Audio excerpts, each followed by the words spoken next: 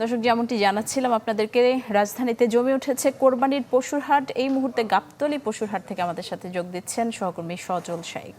সজল, একেবারে শেষ মুহূর্তের বেচাকেনা কেমন চলছে, কতটা জমে উঠেছে পশুর হাট?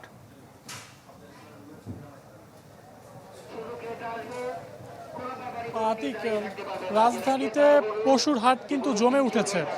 এই মুহূর্তে গাবতলীতে যে দৃশ্যটি দেখতে পাচ্ছি সেটি কিন্তু প্রচুর পরিমাণে ক্রেতা রয়েছে এবং ক্রেতারা কিন্তু তাদের পছন্দ অনুযায়ী কিন্তু গরু তারা কিনে নিচ্ছে। এবং আমরা যেটি লক্ষ্য করছি যে এখানে কিন্তু বড় গরুর চাহিদা খুব একটি নেই, তবে মাঝারি এবং ছোট গরুর চাহিদা রয়েছে। এছাড়া যদি বলি যে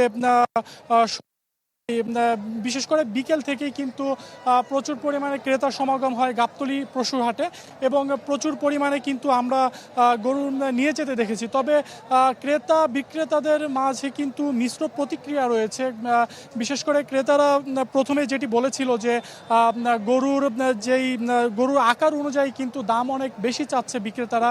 অপরদিকে বিক্রেতারা কিন্তু আবার বলছে যে গোখাদ্যের দাম বেশি এবং তাদের যে আনুষঙ্গিক খরচ রয়েছে একটি গরু লালন পালন করতে, সেই অনুযায়ী কিন্তু গরুর দাম তারা তেমন একটি পান না। তবে এছাড়াও কিন্তু আমরা আরো ক্রেতাদের সাথে তারা কিন্তু যেটি বলছে যে এখন পর্যন্ত হাট স্বাভাবিক রয়েছে, প্রচুর পরিমাণে গরু রয়েছে, দাম তাদের আওতার মধ্যে রয়েছে। আতিক, নগদের কাছে সব গ্রাহকই প্রিয়, তাই তো সারা দেশে ক্যাশ আউট চার্জ সবচেয়ে কম।